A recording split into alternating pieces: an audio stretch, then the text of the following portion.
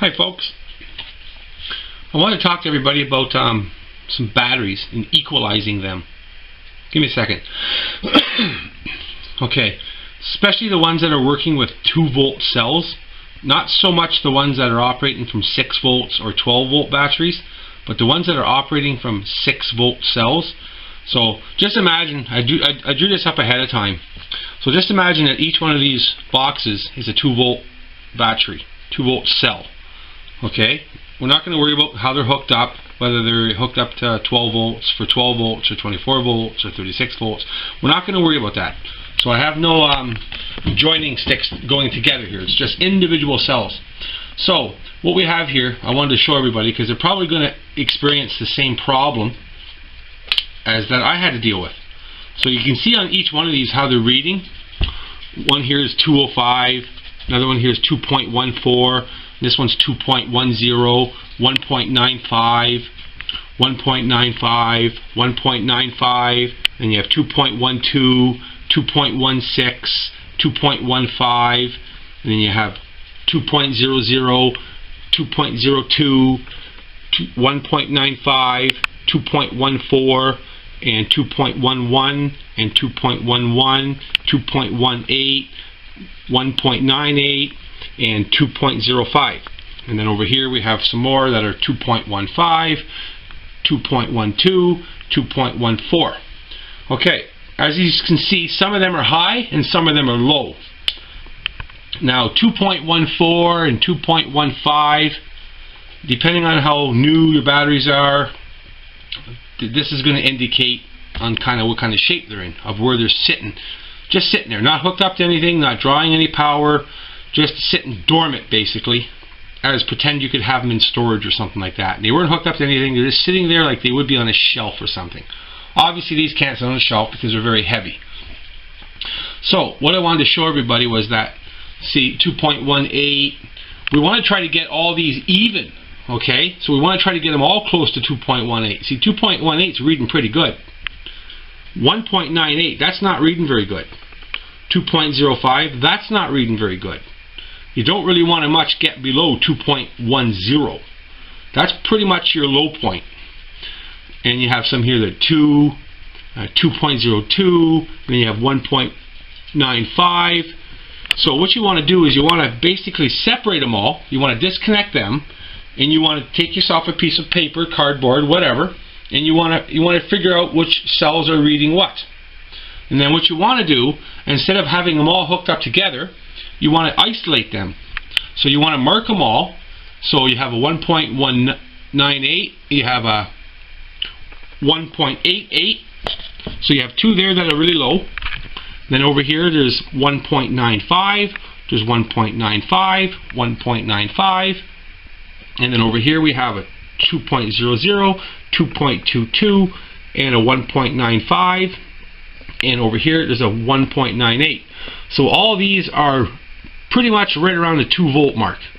So what you should do is you should hook up all those low ones, the ones that are close to the 2-volt mark.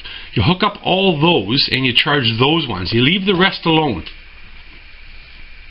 So you're going to be going in a series, obviously. Now whatever you're going to be working with, whether it's 12 volts, 24 volts, so if you're working with 12 volts, well, then you need to hook up 6 cells in series together to get your 12 volts.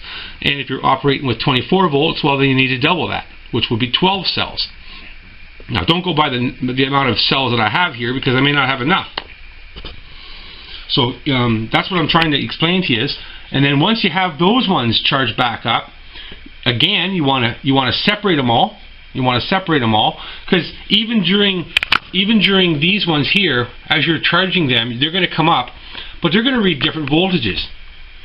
So when you're all set and finished, when you think you're charged up, then you're going to disconnect them all again, and you're going to go through the readings of them. Now you may have some of them that are maintaining 2.18 again.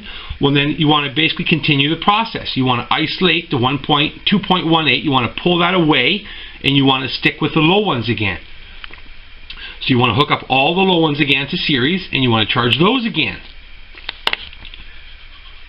And then again, once you figure you have them charged back up, then you want to disconnect everything, and you want to read each individual cell so you can get a reading from that, and then you basically want to continue the process. You want to continuously charge up the low cells.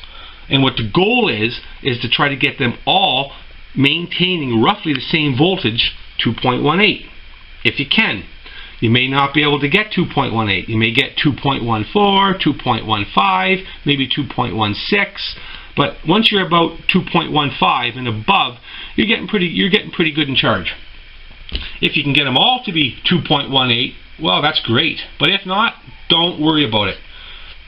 But what you want to try to do is you want to try to get them all kind of close together with each other. Right now, they are so far apart from each other that this, to be hooked up in series as a bank, it wouldn't work out very well, because as the bank is draining, you're going to have this 1.88 and you're going to have this 1.15.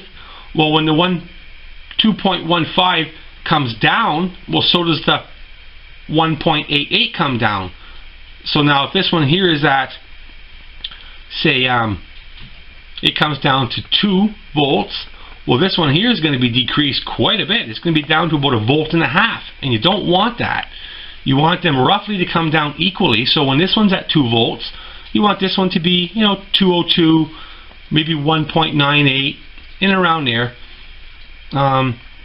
So you're going to kind of keep them somewhat even in a charge. So when you're discharging them, and what I mean by discharging them is when you're using them for whatever that may be, then you're going to be discharging them evenly.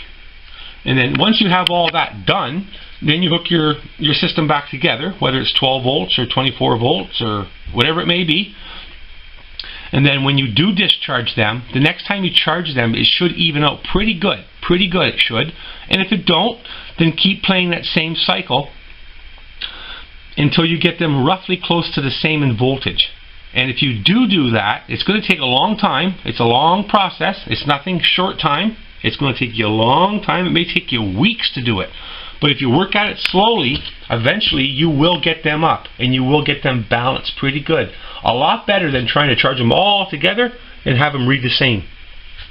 As you're charging them all together to get them to read the same as an equalization charge, you're going to end up bubbling some of them.